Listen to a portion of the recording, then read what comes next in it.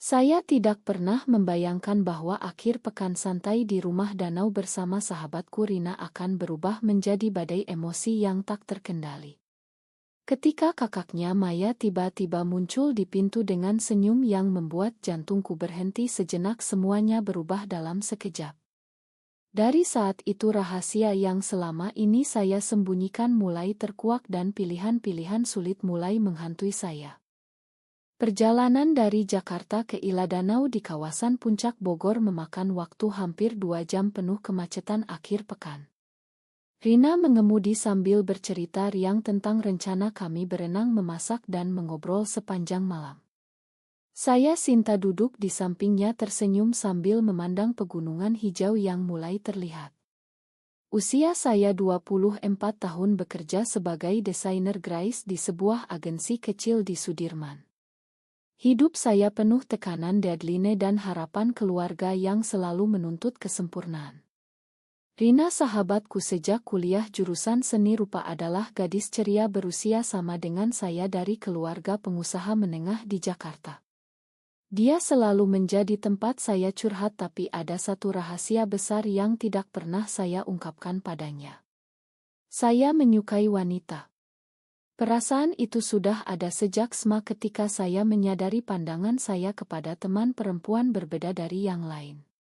Di Indonesia dengan budaya keluarga Muslim tradisional seperti keluarga saya, hal itu dianggap penyimpangan besar yang bisa menghancurkan hubungan darah. Jadi saya menyimpannya rapat-rapat, hanya muncul dalam kesunyian malam sendirian. Ila Danau milik keluarga Rina adalah bangunan kayu Sunda klasik dengan teras luas menghadap danau yang tenang dikelilingi pepohonan pinus dan semak bunga liar. Udara pegunungan dingin menyegarkan langsung menyapa begitu kami membuka pintu mobil.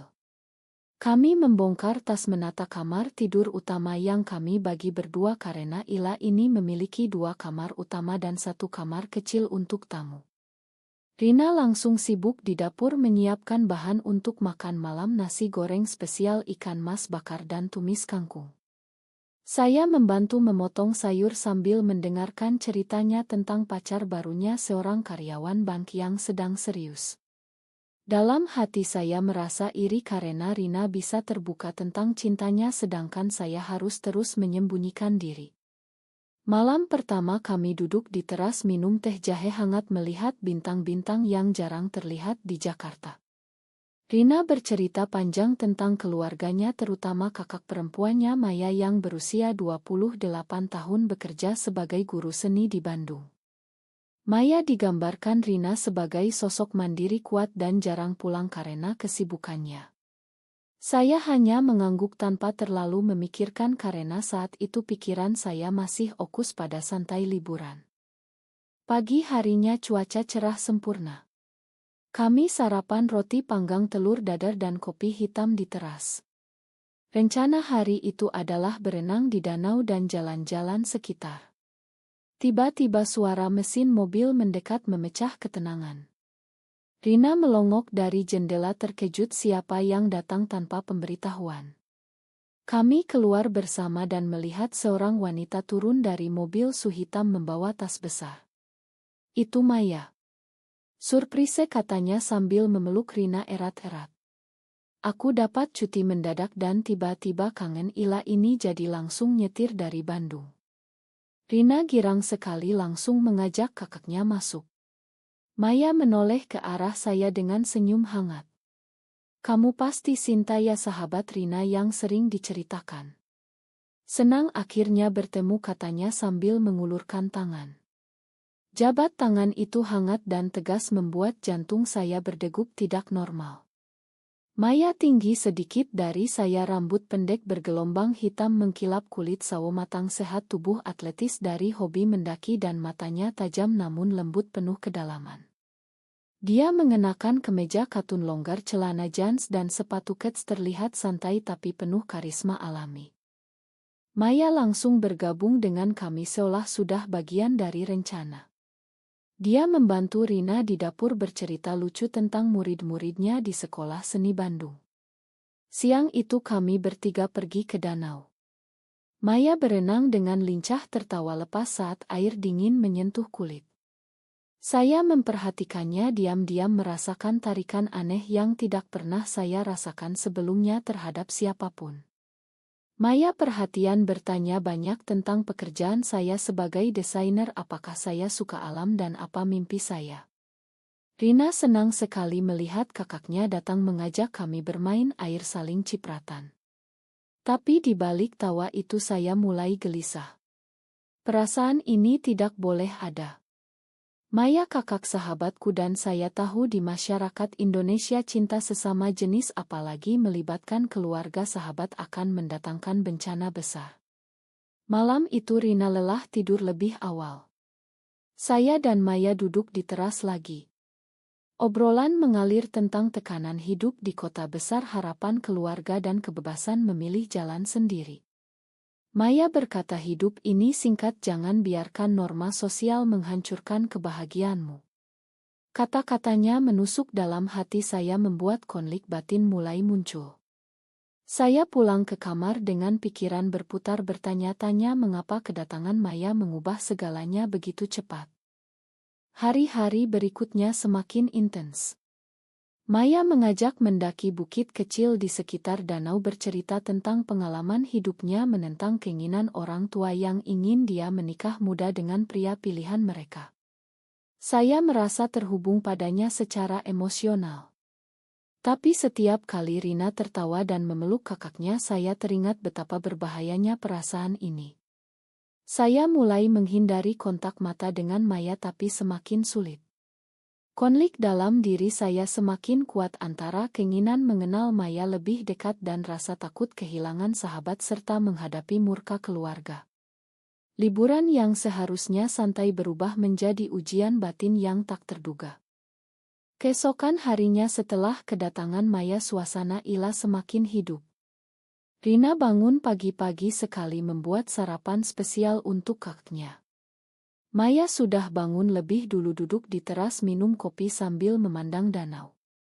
Saya keluar kamar melihatnya dari kejauhan, merasakan debaran yang sama seperti kemarin.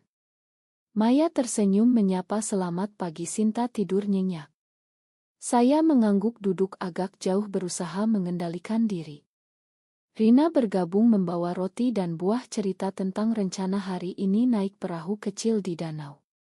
Maya setuju antusias mengusulkan kita ajak Sinta lihat spot foto terbaik di sekitar sini. Sepanjang pagi kami bertiga di perahu kecil, Maya mendayung dengan kuat bercerita tentang perjalanan mendakinya ke gunung-gunung di Jawa Barat. Saya memperhatikan gerak tubuhnya yang percaya diri, suaranya yang tenang dan cara dia melihat ke arah saya sesekali. Perasaan tarikan semakin kuat membuat saya gelisah.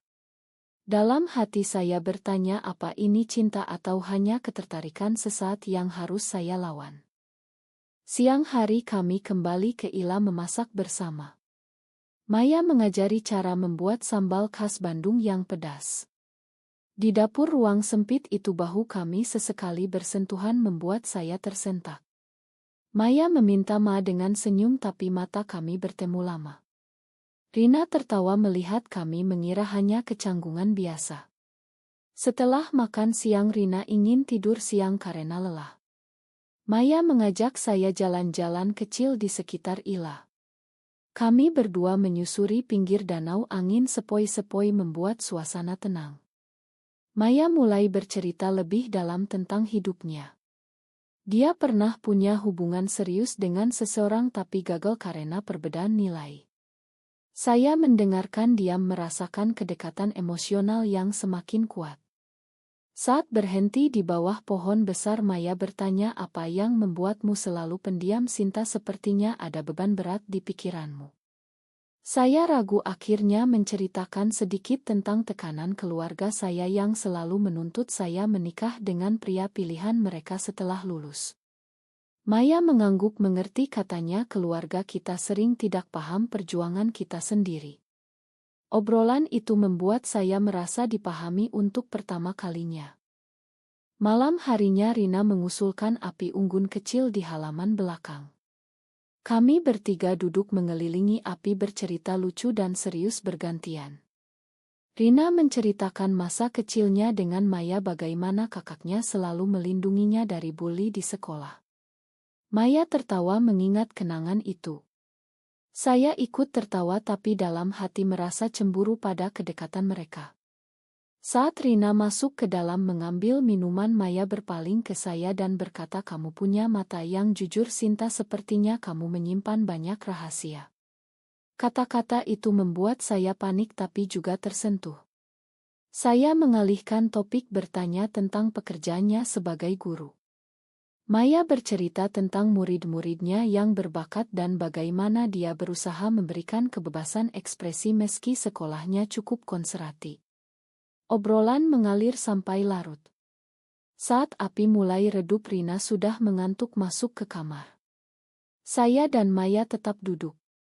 Maya berkata, "Jujur saja aku merasa nyaman ngobrol denganmu, Sinta, seperti sudah kenal lama." Saya tersenyum gugup menjawab, "Iya kak, aku juga." Saat itu angin dingin membuat Maya mendekatkan jaketnya ke bahu saya. Sentuhan itu membuat getaran kuat. Saya buru-buru berdiri mengatakan capek dan masuk kamar. Di kamar saya berbaring memandang langit-langit bertanya-tanya apa yang sedang terjadi dengan hati saya. Perasaan ini semakin jelas tapi semakin menakutkan. Saya tahu jika terus seperti ini akan ada konsekuensi besar. Hari berikutnya dinamika bertiga semakin rumit.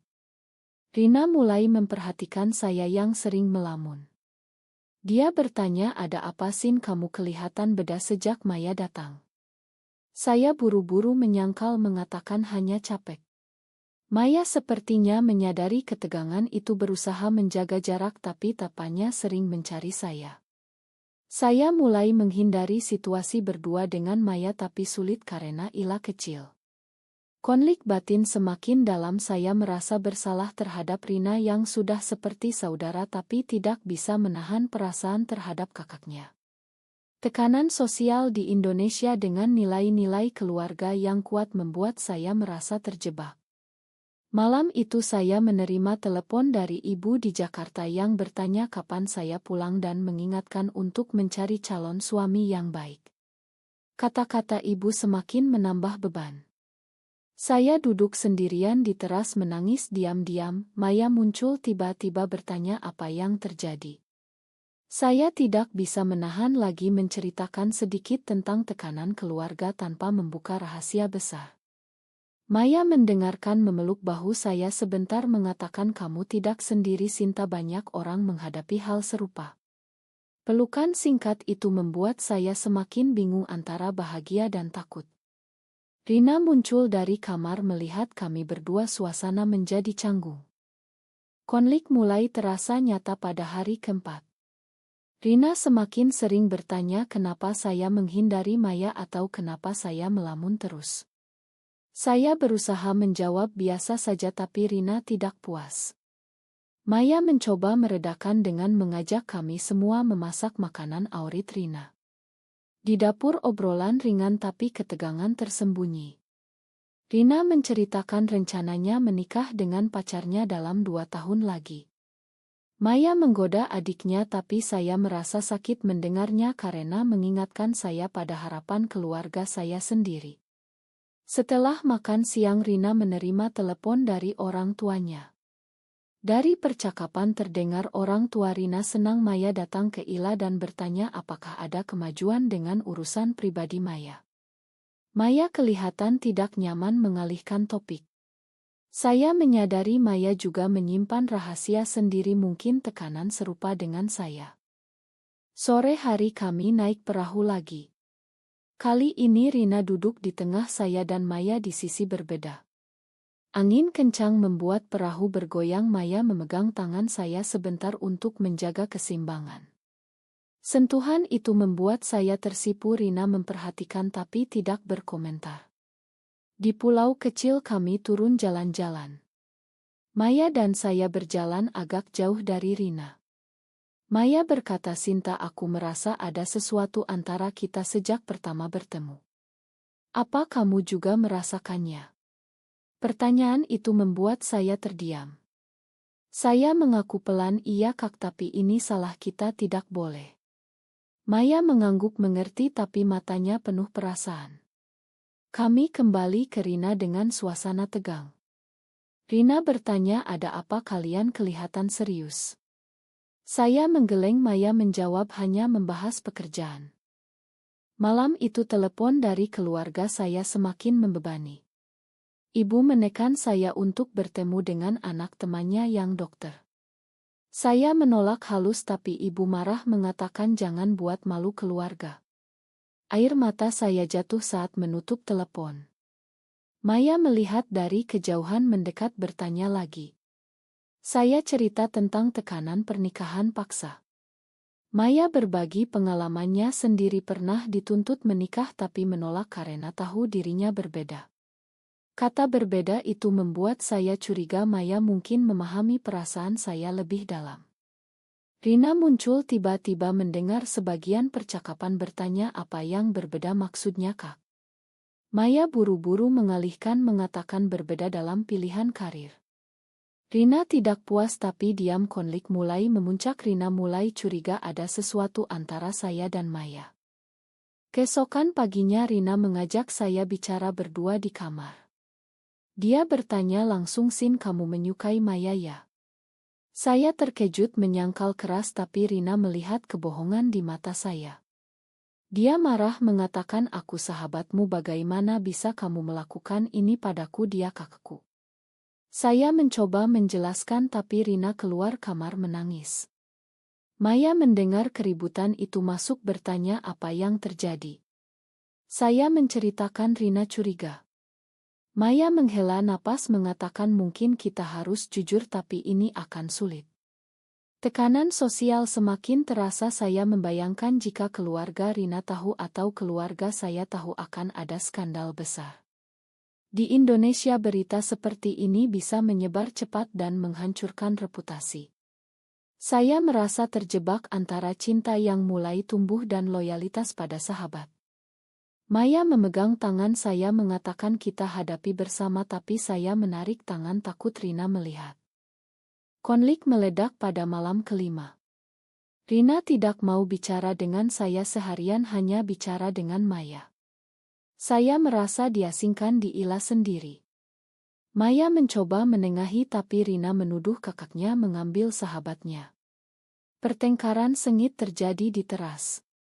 Rina berteriak, kamu tahu Sin, aku selalu ada untukmu tapi kamu malah tertarik pada kakakku, apa ini pengkhianatan?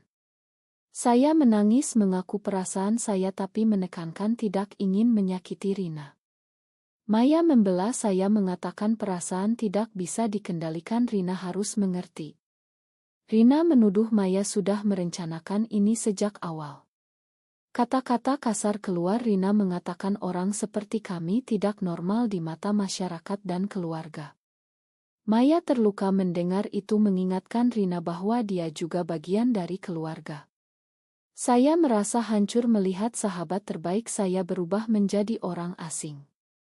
Malam itu saya menerima telepon dari adik saya di Jakarta yang memberitahu ibu curiga saya menyimpan rahasia besar dan mulai menyelidiki. Tekanan semakin berat. Maya datang ke kamar saya, memeluk saya erat mengatakan aku juga merasakan hal yang sama Sinta sejak pertama bertemu. Kami mengaku saling jatuh cinta tapi tahu harganya mahal.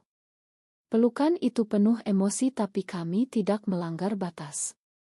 Rina masuk tiba-tiba melihat kami berpelukan dan meledak lagi.